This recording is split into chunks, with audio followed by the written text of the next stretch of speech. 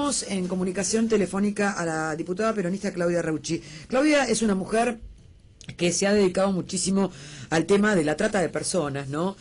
Algo que, aunque mucha gente diga que no sucede en la Argentina, es algo que sucede y muy intensamente. Y sobre todo las que son víctimas son mujeres. A través de mi Facebook yo he recibido muchas veces denuncias a las cuales no le he podido prestar atención, porque en realidad uno no tiene los mecanismos más allá del micrófono para denunciar este tipo de cosas, ¿no? Y me parece que es algo donde tiene que intervenir la justicia porque es algo ya demasiado serio. Claudia, ¿cómo te va? Marcela Feudale te saluda. Hola Marcela, ¿cómo estás? Bien, muy bien. Bueno, queriendo charlar con vos por este tema, ¿no? De la trata de personas, que hace mucho tiempo que venimos recibiendo a veces gente que se nos suma en el Facebook y historias que nos cuentan que a veces son tan terribles que son hasta difíciles de creer, ¿no? Exacto, sí, sí. Y más teniendo en cuenta que en el día de hoy los ministros de Trabajo Carlos Tomada, de Justicia Julio Alac, están firmando un convenio marco de cooperación en políticas públicas en materia de prevención y erradicación de la trata de personas.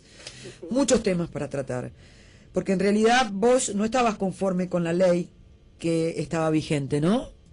No, en realidad la ley vigente, que sigue estando vigente, la ley que está en 2008, había un punto sobre todo que hablaba de la figura del consentimiento.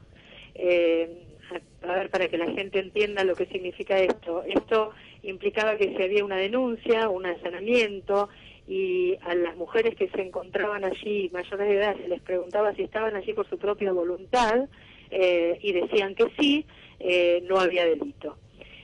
Uno tiene que, para poder entender esto y por qué yo no estaba de acuerdo con este artículo, es el sometimiento y la presión en las cuales están expuestas estas chicas, ellas, sus familias, las amenazas, por lo cual, y además se lo preguntaban adelante a lo mejor de una cámara. No solo de una cámara, sino a lo mejor incluso adelante de aquella persona que la secuestró. Claro. Entonces me parecía que de verdad esto había que sacarlo. Bueno, finalmente lo logramos después de trabajar mucho y de tener muchas audiencias públicas donde hemos citado a familiares, víctimas, trabajamos por suerte juntos la Comisión Penal y la Comisión de Familia, Mujer y Adolescencia.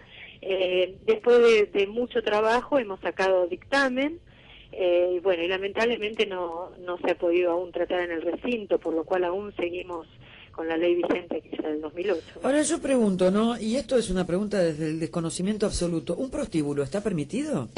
No. En realidad, digamos, si uno, ¿qué es lo que yo decía? En realidad el tema de la trata ya es un tema político. No se puede hacer trata si vos no tenés algún grado de convivencia, por lo menos con las fuerzas de seguridad. Claro. ¿No? Porque si uno mira, en el Congreso, desde donde yo dejo el auto y entro al Congreso, ves todos los postes de luz y los semáforos con propagandas de prostíbulos, sí. Y algunos incluso dicen paraguayita, bolivianita, sí. Lo cual indica absolutamente que están ofreciendo menores de edad. Sí. Esto obviamente que está prohibido. ¿Y cuál es, por qué no, siendo tan público y como así como lo ves, no hay ningún tipo de accionar con respecto a eso? ¿Está tan enganchado a la política? ¿O a la policía? Yo creo que acá hay metidos jueces, acá hay metidas fuerzas de seguridad, acá hay metidos, aunque, viste, por acción o por omisión, porque si uno ve esto cotidianamente y no hace allanamientos y no lo resuelve, quiere decir que de alguna manera sos tan responsable como aquel que está cometiendo. Mira, hemos hablado con una chica que estuvo secuestrada y logró escapar, y ella contaba que estaba en Liniers, en un prostíbulo, en un primer piso, dice dónde, y que ella estaba atada con cadenas a la cama y que desde allí veía la garita que todos debemos recordar está en General Paz y Rivadavia. Sí. La veía desde allí, y veía el seguridad que estaba parado en la puerta cuidando que no entrara la policía seguramente, o los que deben ser conocidos, no sé. Pero digo, estas cosas son increíbles, y lo terrible es que esto, por supuesto, la ley de trata abarca mucho más, abarca el trabajo negro, el trabajo esclavo, pero lo terrible es que esto lo están haciendo en la cara de todos nosotros. Sí, yo los casos más emblemáticos que recuerdo son los de Santiago del Estero, con estas muchachas que aparecieron en el zoológico, sus restos. ¿Te acordás vos de todo eso? Sí. Bueno, recuerdo el caso de Marita Verón, de gente que ha desaparecido y no ha vuelto a aparecer nunca más, la criatura esta correntina. Bueno, podemos hablar de millones. Digo, pero ¿qué pasa, por ejemplo, si yo voy a una comisaría de la mujer? Porque puede, o sea, digo, ¿no? Porque vos me vas a guiar mejor, porque debes haber escuchado muchos testimonios. ¿Qué pasa si yo voy a una comisaría de la mujer y digo, me tienen detenida en un lugar donde me hacen prostituir? Sí, no, inmediatamente debe actuar la justicia. El tema es que las desapariciones, las denuncias las hacen las familias. Ajá. Y las familias, cuando desaparece un pariente, digamos, van a hacer la denuncia y lo primero que dice la policía es tiene que esperar 48 horas porque a lo mejor se fue con el novio, a lo mejor se fue con el tío. Incriminan a la víctima. Claro, de haber peleado con usted, explíquenme. Bueno, hasta las 48 horas no le tomo la... Claro. La chica está en Europa. Sí, totalmente. Entonces, estas son las cosas que en la ley hay que modificar. ¿Y cómo crees vos que se puede modificar? Porque en realidad la respuesta no está mal.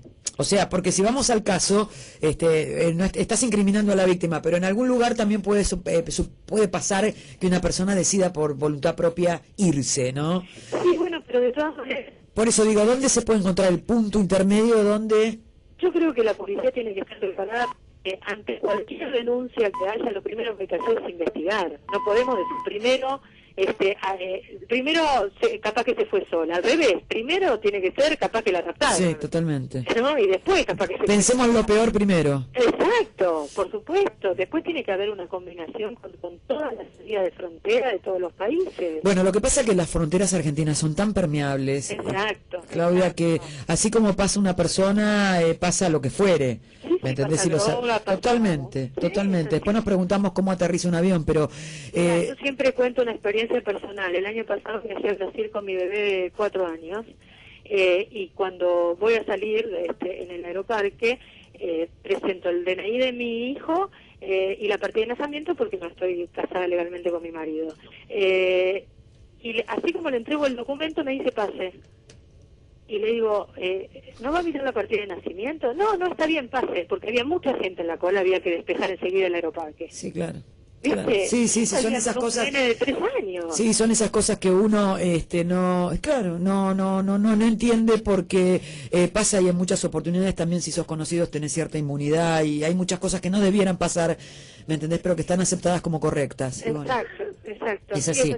Lo que nosotros, Marcela, lo que vamos a hacer es impulsar esto que ya, insisto, está con dictamen firme para que se trate en el Senado, te diría, en las primeras sesiones.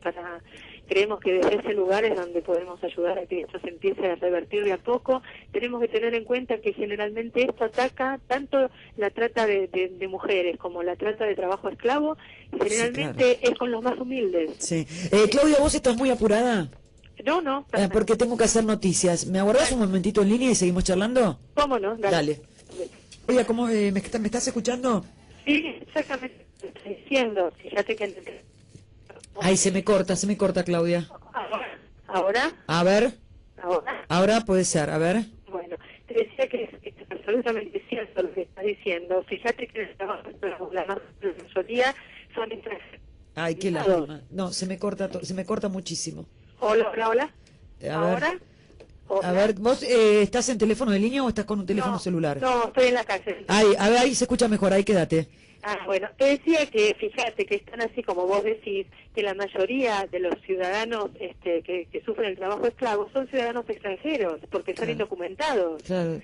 Por lo cual no pueden conseguir un trabajo en blanco y bueno, lo que hacen es sobrevivir y agarrar lo que sea, y así son engañados además. Sí, vos sabés que esto de la mentalidad que finalmente termina teniendo la persona que es metida dentro de un sistema esclavista es históricamente comprobable, ¿no? Y el temor y los porqués. Ahora digo, lo que llama más la atención es que en estos últimos tiempos que han, y lo digo en castellano antiguo porque suena mejor, reventado tantos lugares donde había gente trabajando bajo sistemas esclavistas, tanto en San Pedro como en Salta, como no me acuerdo, La Rioja. En uno de ellos lo que se encuentra es que una de las personas del poder político hace esto. Eso es lo más terrible. esto es lo que yo te decía antes, Marcela, la trata de personas no puede funcionar si no sé, es mucho poder. Sí. Es imposible. Acá Se está cortando otra vez, Claudia. lástima, ¿no? Ahora ¿me escuchás? A ver, ahora sí. Te decía que, como te dije al principio de la nota, la trata de personas no puede funcionar si no hay complicidad del poder. Es imposible. Acá, de verdad, se mueven intereses a muy alto nivel. Sí, lo que pasa que yo creo que en este caso, ¿no? Como en el caso, por ejemplo, de los medicamentos truchos, que yo lo siento así, ¿no? Si realmente se encuentra quién es el culpable, yo, por mi parte, le daría no creo en la pena de muerte, pero le dejaría que se quede adentro de la cárcel un tiempo prolongado, ¿me entendés? O sea, tienen que ser penas muy firmes. Pero lógico, pero bueno, nosotros estamos trabajando con un código penal, digo, viste, del 1800, ¿no? Sí. Nosotros lo que tenemos que hacer es modificar el código penal. Porque esto habla de la ética y la moral de las personas, ¿no? Exacto. Y